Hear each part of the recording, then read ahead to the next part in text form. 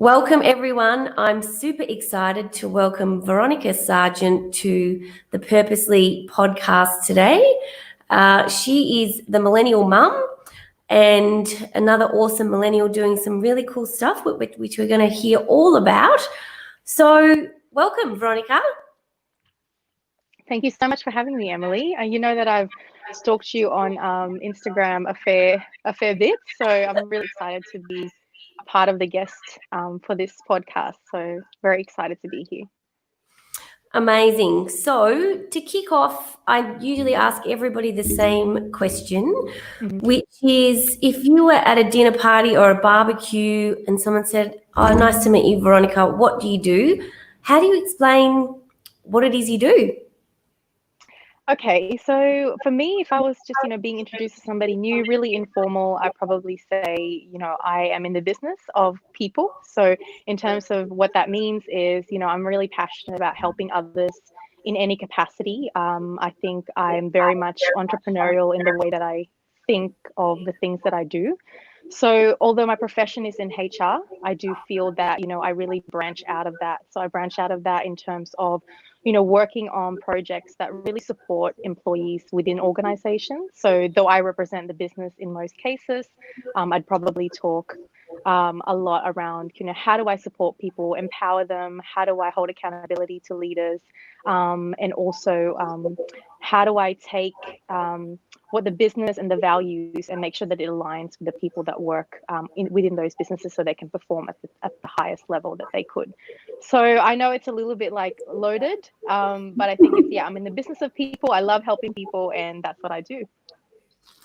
Amazing. So, I've got a HR background, so we could probably talk about that all day. But Definitely. I found you on Instagram, and I was drawn to your profile because you call yourself the Millennial mum, which I love because I'm obsessed with millennials and sharing their stories. So, can you just tell us a little bit about your story and how you are juggling being a mum with having a career and kind of go back as far as you want, because I find that there's always a story behind the story. So that's what I'm really interested in, and go deep. I know. Warts and all. I know, look, we don't have a lot of time. I could tell you everything about me, but just a quick summary. So I moved to Australia when I was 11. So I grew up in the Philippines with my grandparents. And I had a really kind of humble upbringing. So when I came to Australia when I was 11 and basically went through high school and university, I had no really expectations of what my life would turn out to be. It was already way beyond, what my expectations were. And in terms of my achievement, I just kind of took it a step at a time. So to be where I am now, so I guess for me, it's like the whole journey of Millennial Mum started when I posted something on LinkedIn that went viral. So the post was, I had my first child and I went back to work after 3 months. And I was appreciative of the support that I received from my employer in that, I know you talk a lot about preconceived ideas of millennials, but there was a lot of preconceived ideas around working mothers as well at the time. So that was about maybe 4 years ago. So that post went viral, I think at the time, obviously, and still now, I think, after 6 weeks, having a baby in the US, you are expected to return back to work. And so it was really resonated with a lot of working mums. And that idea of how can you return to work if you don't have kind of the support that you need from either your employer or your tribe. So since then I was like, wow, okay, so there's something here. So I thought, I would start a blog. Writing is one of my passions and equally it's one of my strengths. So I thought I'd start a blog. Instagram was, the big kind of like where the young kids are going. I don't necessarily think I'm a young kid anymore.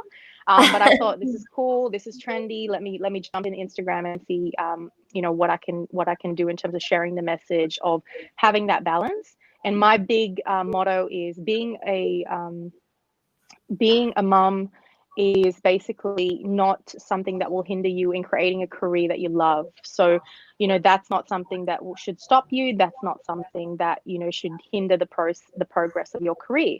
But in saying that, I am also an advocate of choice. So for any mums out there that decide what they need to do in terms of for their own career, for their family, for their own well-being, it's entirely up to them. So that's where my journey started, and that's where I still am now, and really excited to still get an opportunity to work in the corporate world, have my family and also be able to pursue my passion. So Amazing. So you're still working in corporate HR, is that right? yes, I am. So I've taken a break, but I've been offered a role. So I'm pretty much starting back into that corporate juggernaut again. But Yeah. I did take a couple of months off. So I've had some personal things that have happened. I've lost my parents, unfortunately. But, in that process, I was able to take time off, spend time with my little ones and my husband, and then come back, better and looking after my own mental health. I think that's really important as well. Yeah, I think that resonates with a lot of people, particularly mums, because Yeah. it is really difficult to juggle being a mum and still working. So you went back to work after 3 months of when your first child was born. How old are your Mhm. kids now? So I have a 4.5-year-old going to school next year. Unbelievable. I know I don't look it. No, I'm joking. And I also have a 1-year-old. So Yeah. one and a bit. Yeah. So Amazing. yeah, they keep me on my toes. And so why did you choose to go back to work after 3 months? Because a lot of women would hear that and go, oh my God. I mean, I have my own business. And so I went back to work after 6 weeks after my son was born. But I Wow. could do Okay. that. I could do that. And everyone thought I was crazy. And everyone was like, why are you Right. doing that? But I have my own business, so I just took him to work. And when they're that small, all they do is sleep and eat. So I was literally breastfeeding him at my desk and having conference calls, and I'd take him to meetings with me. And I was just, I don't know, he just came along and did whatever. He went wherever I went, and he was such an easy baby, and I was so lucky. Yeah. But I will say that looking back, I do regret it sometimes because I feel like, oh, sorry, that's my husband. No, that's fine. Whoops. I should have turned that off. Hang on, let me just do that now. I do regret it. I feel like I can't remember the first year of my son's life. Like it's just like a blur. Yeah. No, look, I can't say I have regrets, but I completely empathize. Like I feel like my second one, I am able to kind of appreciate more around kind of milestones and really kind of try and be there and a lot more confident as well. I'm a lot more confident as a mom now. So having your own business, I think that probably assisted because you created that environment for yourself to allow, your family and your work to kind of cross over without the judgment and without actually have a really interesting story about my coming back to work after 3 months. So the post that went viral, I basically said, even though people didn't necessarily believe that I was capable of going back to work on a full-time basis, I was, appreciative of my employer having that faith in me. Now, the story was I was working for a company at the time and I was returning back to work. And basically there's a lot of factors that go into that, and financial was one of them. So I'm going to be completely transparent. We were living in Sydney, very high cost of living. My husband was changing careers. I was very supportive of that, moving into safety from construction. He was doing scaffolding. So he was in a transition phase in his career, and we were quite young parents when you think about kind of the demographic in Sydney. So as we were establishing ourselves in our career, we were also starting a family. So with that, it's like the perfect storm. So when I spoke to my employer, she was my boss, amazing. She just, I really appreciated her support, and she said, "Look, I'm happy to bring you back on board. However, the team has reservations in terms of, and I was surprised because there were a team of mothers themselves, and they said that maybe perhaps it might not be the right environment for you to come back to work because they know the pressures, they know the demands, and I'm sure it comes from a good place. Yeah. Absolutely no issues with that. So the operations manager was there at the time, and so was my HR director. And I actually said to both of them, I said, I appreciate the concerns and I appreciate the hesitation. My only question to you both is that, do you think I'm capable to do this job? And they both said yes. And I said, in that case, give me the opportunity and I will show you that I can deliver. And so it was 2 days in the office. I organized a nanny to come and help at home. And so I wanted to make sure he wasn't in daycare. It was quite early and I wanted to make sure I still wanted him to go to daycare after 12 months. And 3 days where I was working from home. So as I'm breastfeeding, I'm writing emails. I'm reference checking when he's asleep, so I was able to do all that, and there was no issues. And I think it was just, the question was, do you think I'm capable?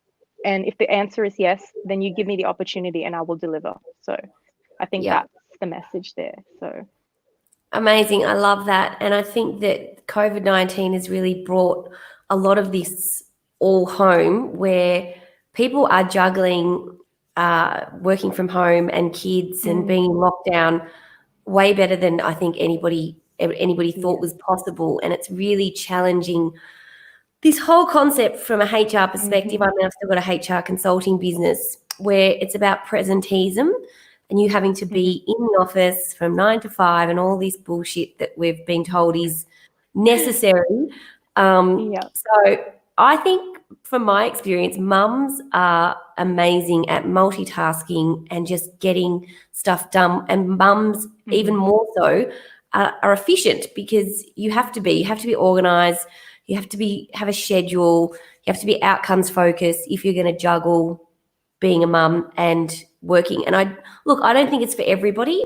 I don't think that some mums can compartmentalize being a mum and working. And I've had people working for me who just can't do that. Like, they have to have set times when they're working and set times when they're being a mum, and there's no blurring those lines. So what was your experience going back after 3 months? What were some of the highs and some of the lows? Definitely the milestone piece. So I agree with you. So luckily, because my nanny was very, very much reliable, and she was, she was good. So it was a great choice of an individual, and we're still friends with her. And sometimes that's also, you can't get it right, you can get it wrong, right? So for my circumstance, she made sure I was included in things that she would see, any development that he would have, during the time that he was at home. And I think the best advice that was given to me was that you do need to compartmentalize, because if you're at work, you know that you have someone that you trust to look after your baby, and that they will call you for an emergency. So unless you're getting that call, you can 100% focus on the work that you need to achieve. And when you're with your baby and you're dedicated time with him, you know that the people at work are doing their job as well in terms of what needs to get done there. So I think for me, I didn't have it down pat at the time. So I still had a lot of kind of, it's still mixed. And I think my first couple of weeks, I was like, I'm quitting my job. I don't think I can do this. And there's a lot of self-doubt that kind of seeps into. And I think that's what makes me a great HR, business partner, because when I coach mothers that are coming back from maternity leave, I know exactly what they're going through. So when they're coming to the office and saying, I'm going to quit my job because I can't do this, it's, what do you need? Do you need some time off? Do you need to go to the hospital, the doctors? Is there things that you kind of need to tick off? Because these are momentary things. And, at the end of the day, once you've overcome, when they're teething, when you're not getting enough sleep, when they're catching, colds and flus from, daycare, these are all moments in time. And you can do this as long as you've got the right environment that supports you. So that's why I love, what I do, is being able to help. And that's what makes me good at what I do as well, because, I've been through it as well. So. Amazing. You touched on something before about the judgment. Did you have any experiences with people outside your work, like family, friends, judging you for choosing what you did? Yes. Yeah, 100%. Like, I won't name names and things, but, they're pretty influential people in your lives. We're talking people that have impact in terms of either your upbringing or people that you see all the time and speak to all the time. So it was a question of, you won't be able to do it all. You can't possibly do it all. This is not, you need to, pull back a little bit. And why do you have such high expectations on your career and, and being a mom? Or shouldn't you be staying at home? And, and all of these things. And to me, it's like, I don't know how I stayed true to what I wanted, but I know that I did. But what I did find out is that you can't have it all at one time. So there is that element, exactly what you said, around compartmentalizing and focusing on each things. Because when you move them all together, it becomes very confusing. And that's when self-doubt happens, because you're not sure you're delivering 100%. But you don't need to. You can be 50%, you can be 50%, but in that 50%, you're 100%, if that makes sense, you know? Yeah. So Yeah. I think that's where the mix up is. So No, that's great advice. I feel like sometimes the most judgmental people of women are other women. What would you say about that? yeah, 100%. I really agree with that. And you know, I had a friend, and this is not my verbatim, but she said, before I had kids, I just want to apologize for all of the women that had kids before me and how I treated them. So in terms of how I judged them, in terms of the how they were able to deliver on their work, and but now that I am a mom, I completely understand. And I can put myself in their shoes, and I think, you know, women definitely are probably our worst critic. But at the same time, it's like that choice. I think whatever someone else chooses for themselves needs to be respected. And if somebody wants to stay at home, if somebody wants to do part-time work, if somebody wants to do full-time work, we should all respect our choices. And I think that for me was something that I need to learn, because I felt like, oh, you can definitely be a working mum. Why couldn't you? So I went through that phase as well. But now it's, you know, the power of choice is really something that resonates with me. So Yeah, I could not agree more. I think that what works for one person doesn't work for another, and it's about what that person wants to do. And the sad thing is, I feel like at some point in our lives as women who've chosen a career, there is this notion that you can't do both. That you're essentially choosing your career over your child or children, yeah. which is really sad that we still have this dilemma from society and this judgment. And I've done a lot of work using NLP and like neuro-linguistic programming and all of these different modalities to try and release negative emotions and things of the past. And with a lot of the people I work with, and I know working with myself, that is a big roadblock that women have in their minds, this mother's guilt. Do you ever have mother's guilt? And what's your take on that term? Yeah. And you know, it's a mixture of your own. I think mother's guilt is something that happens to all of us, but I think um it's a mixture of your own kind of guilt, but also as a result of your environment. So if there's psychological safety within either your family, they support you, whatever it is that you choose to do. And also in terms of your environment, you touched on COVID, right? So I've worked with leaders that didn't understand, you know, majority of them kind of male who had, you know, partners that predominantly were staying at home. So for them, they don't really understand the whole concept of how do you balance it, because there's a different dynamic in their household. Um, so for me, it's like mother's guilt does happen, but I think over time it decreases, depending on, hopefully, as leaders come back, they understand that, you know, they've been working at home with their kids and they know how difficult it is to do that. They've been working at home trying to deal with, you know, having their kids at home from daycare, maybe dealing with, you know, taking their kids to the doctors. And so for leaders, I think to actually tangibly see how they need to balance, I think there'd be a lot more empathy when they start seeing kind of mothers trying to juggle it. Because I still think, and I think there's research done, that a lot of the mental load still falls on, you know, the mums, as opposed to kind of like a balance out to, you know, partners and things like that. So I think there's still a lot to be done, but I think the COVID, the circumstance that it created, helps with that empathy and putting yourself in someone else's shoes. So I think then the mother's guilt will decrease because there's a lot more kind of support there, and like a psychological safety to say, hey, I didn't get enough sleep last night, I'm coming in late, or I'm going to leave early because I'm going to do pickup and things like that. So Amazing. Yeah, let's hope that as time progresses, we can get better and better at supporting everybody, and including dads, to have a more active kind of active role, and it not being seen as a cop out or them being weak if they want to finish early and go and pick up their kids, or if they want to start late and pick up their kids. Like, I think that we're moving into a time where men's roles are changing in the family dynamic. Like, my husband works part-time and I work full-time, and even his family, hopefully they won't listen, it's okay. Even his family like don't really get it and don't understand that dynamic in itself, and like we'll ask questions like, what does Emily actually do? Like, how does she make money? Oh. Like, they just don't even understand, and they think it's really weird. Like Kim's dad in particular thinks it's really weird that he works part-time because he's Austrian and very traditional. So I think that we are changing, and Tim loves it. Like, he loves working part-time, and he does a lot of cooking and cleaning, and I would say that we do share. He probably does more than me. Like, I call him Mr. Mum. And I think it's awesome because I think that we need to challenge these gender roles and these expectations that we place on women and men.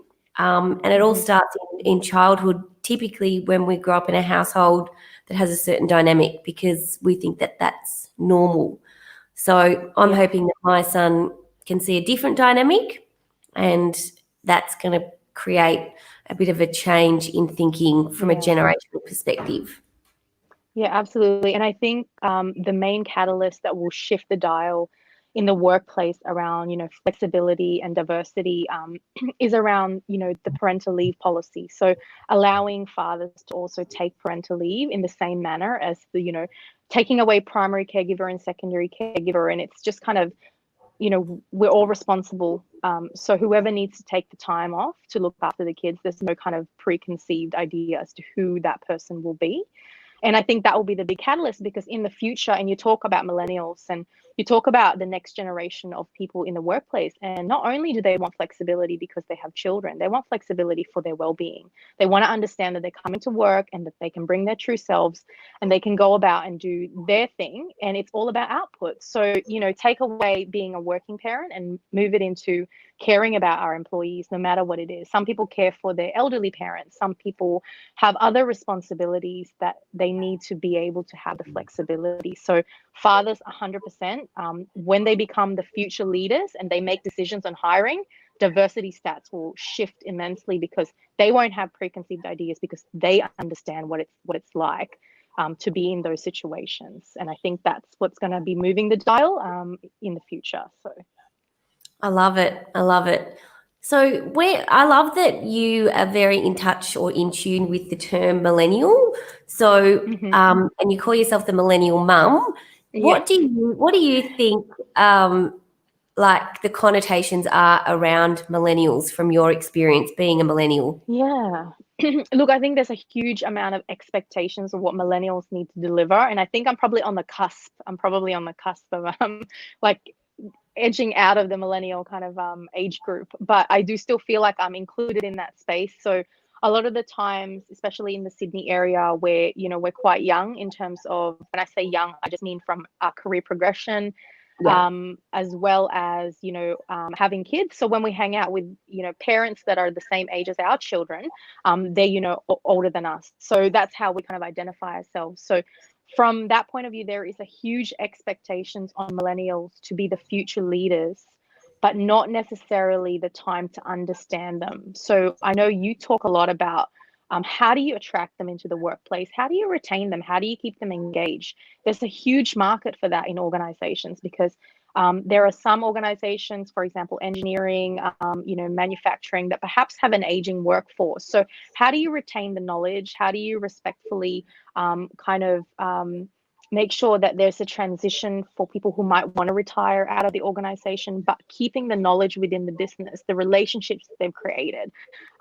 So there's that gap in terms of how do you integrate the younger people coming into the workforce and assisting, kind of the current workforce, keeping them engaged, as well as building the workforce of the future and future leaders, essentially. So there's a huge gap. I don't think anybody knows what the answer is. And I think I was looking at your, I think you had a white paper around kind of attraction and retention, and it's trying to understand, how do you do it effectively? How do you retain, engage the current workforce, and do the same in terms of the future leaders of the organization? So it's tough. So it is, and it seems like there's such a massive gap or divide that still exists between millennials and some of the other generations.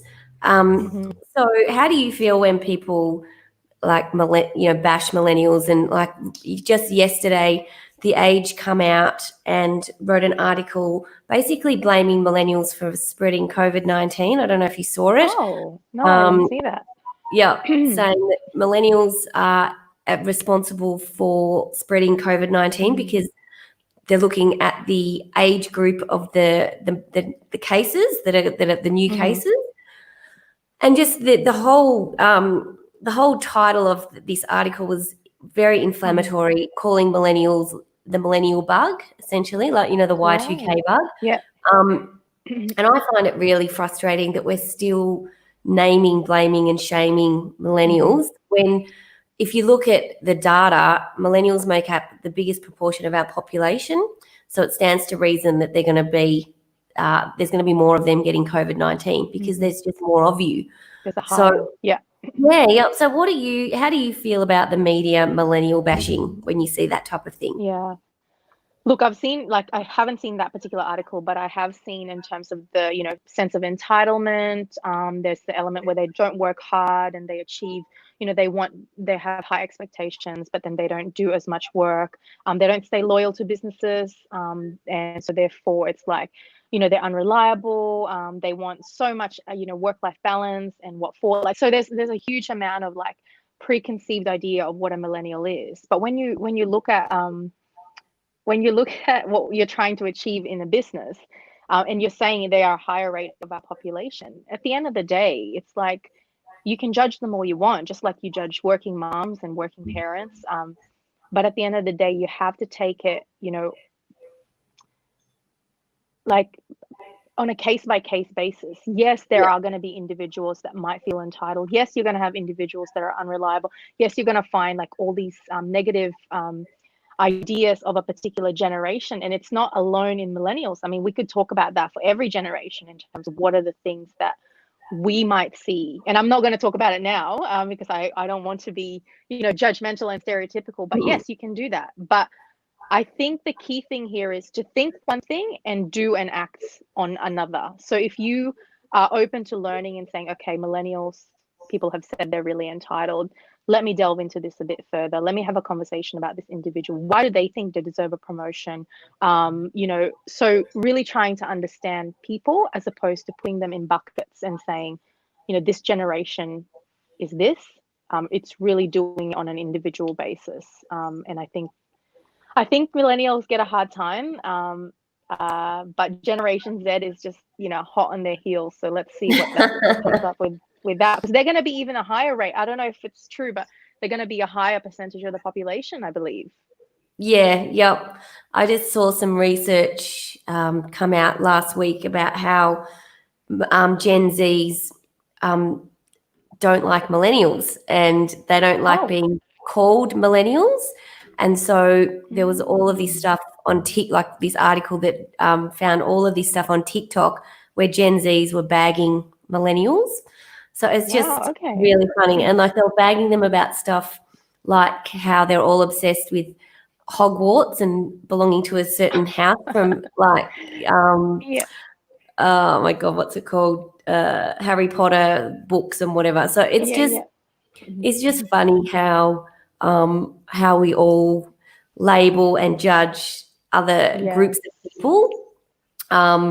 And I find it fascinating. And I think that you're hitting on something when you were talking before about there's certain groups within each generation that fall into the category of being selfish, entitled, and lazy.